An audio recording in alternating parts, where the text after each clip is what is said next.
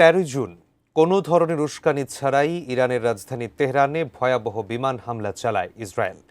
Iran পারমাণবিক অস্ত্র তৈরি করছে কিনা তার কোনো প্রমাণ ছাড়াই ওই হামলা চালায় তারা।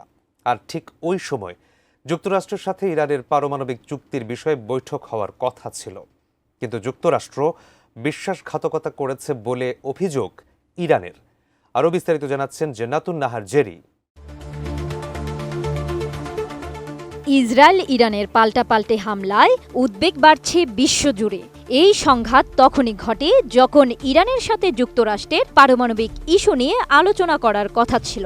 যুক্তরাষ্ট্র এর আগে ইরানকে 60 দিন সময় বেঁধে দিয়েছিল পারমাণবিক ইস্যুতে চুক্তি করার জন্য, কিন্তু ইরান তা প্রত্যাখ্যান করে। এরপরই ইসরায়েল 61 দিনের মাথায় ইরানের উপর হামলা চালিয়েছে বলে দাবি করেন যুক্তরাষ্ট্রের প্রেসিডেন্ট ডোনাল্ড ট্রাম্প। কিন্তু আমেরিকা বিশ্বাসঘাতকতা করেছে বলে মন্তব্য করেছেন ইরানের পররাষ্ট্রমন্ত্রী সাইয়েদ আব্বাস আঘারচি। ইসরায়েলের হামলার পর তার দেশ এখন আর যুক্তরাষ্ট্রকে বিশ্বাস করতে পারছে না বলে জানিয়েছেন তিনি।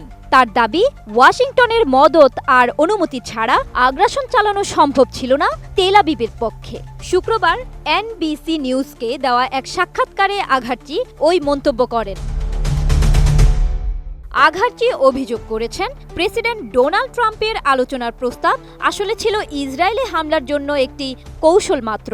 তারা যদি সত্যিই সমাধানের জন্য আলোচনা চায় তাহলে তা প্রমাণ করতে হবে। সিএনএনের এক প্রতিবেদন থেকে জানা যায়, ইরানের পররাষ্ট্রমন্ত্রী বলেন, ইরানে ইসরায়েলের হামলা যুক্তরাষ্ট্রে কূটনৈতিক প্রচেষ্টার সঙ্গে বিশ্বাসঘাতকতা। তিনি এ হামলার নিন্দা জানিয়ে বলেন, এই হামলা এমন এক সময় চালানো হয়েছে যখন আমেরিকার সঙ্গে 15 জুন একটি সম্ভাবনাময় শান্তিপূর্ণ চুক্তি নিয়ে আলোচনার প্রস্তুতি নিচ্ছিল ইরান।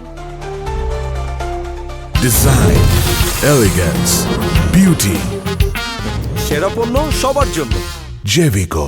20 জুন রাতে তিনি তুরস্কে পৌঁছান। ইস্তাম্বুলে ইরানি সংবাদ মাধ্যমকে দেওয়া এক বক্তব্যে আঘারচি বলেন, এই সুযোগের পূর্ণ ব্যবহার করতে চান তিনি, যাতে নিরপরাধ ও ন্যায়সঙ্গত ইরানি জনগণের কণ্ঠস্বর বিশ্ববাসীর কাছে পৌঁছানো যায়। আঘারচি জানান, তুরস্কের প্রেসিডেন্ট রিসেপ তাইয়েপ এরদোয়ান এবং অন্যান্য শীর্ষ কর্মকর্তাদের সাথেও তার সাক্ষাৎ করার পরিকল্পনা রয়েছে।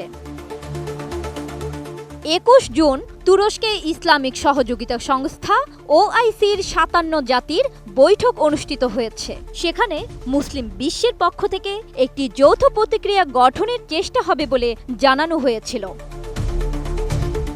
জান্নাতুন Nahar Jerry, desk report, ATN news.